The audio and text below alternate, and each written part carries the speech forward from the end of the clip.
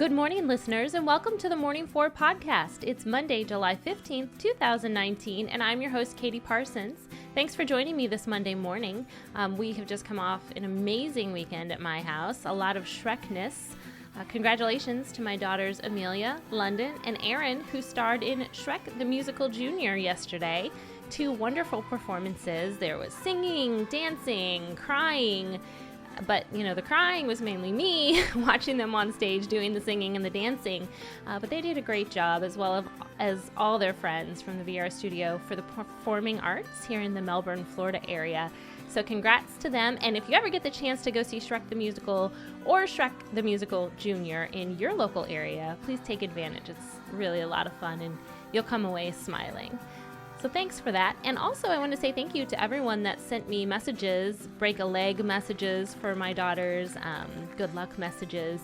I really appreciated that. So thanks for making my family part of your life and also for making the Morning 4 part of your morning routine. And on that note, let's get this Monday started with Number 1. Well, this coming Saturday marks a milestone for space exploration. July 20th, 2019 is the 50th anniversary of Apollo 11's successful mission to the moon. So that is this week's theme here on the Morning 4, space trivia, and more specifically, moon landing trivia. So each first segment every day this week is going to be dedicated to that. So I hope I have some fellow space lovers out there.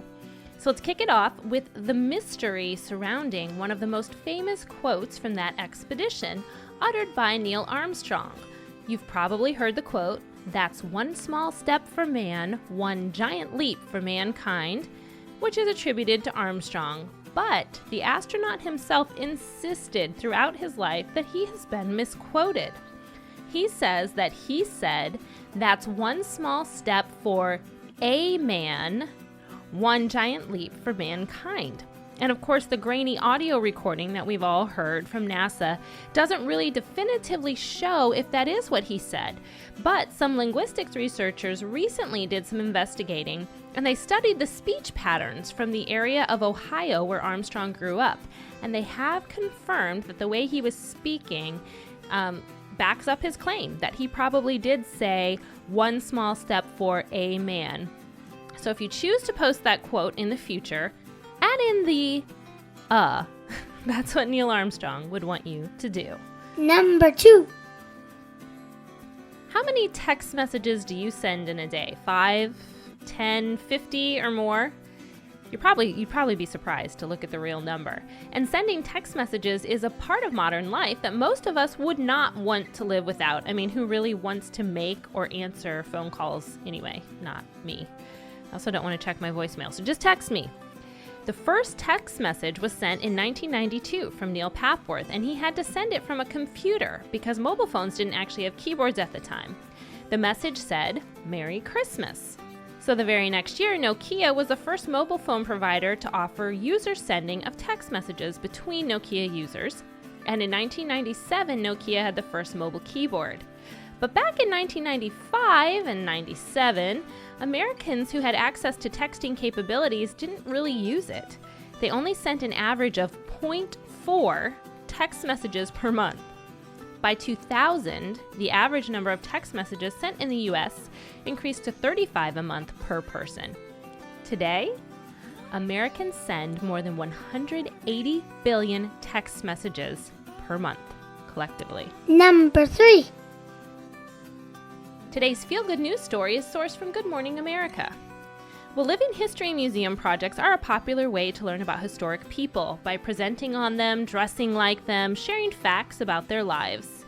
So when little 8-year-old Noah Lewis was assigned Amelia Earhart as her historical person to portray in a living museum, she asked her teacher if she could go a different direction.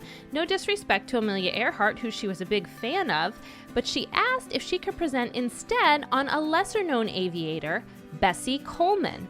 Bessie Coleman is the first woman of African American and Native American descent to obtain a pilot's license in the U.S. And Lewis knew about Bessie Coleman from an episode of the Disney show Doc McStuffins that talked about her. Well, the teacher approved the project, so Lewis and her mother contacted the National Aviation Hall of Fame and the National Women's Hall of Fame to find out some additional information about Coleman. Well, the organizations gave her plenty of material, and they even decided to fly her to the museums to learn even more. And it was there that Lewis met the great niece of Bessie Coleman, who handles a nonprofit that encourages children from disadvantaged backgrounds to pursue aviation careers. So I just love the confidence of Noah Lewis to ask to research a different project than the one she was assigned, and then to really pour her energy into the project when it was approved.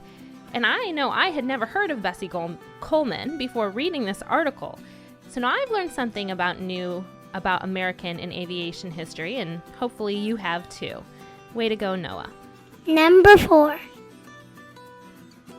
Well, I hope we can all have the confidence of Noah Lewis and Bessie Coleman this week as we face our own life assignments.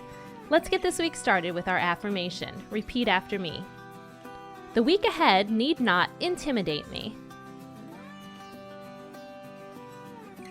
I have all the tools I need to succeed. Thanks for tuning in this Monday morning. I'll see you back here again tomorrow.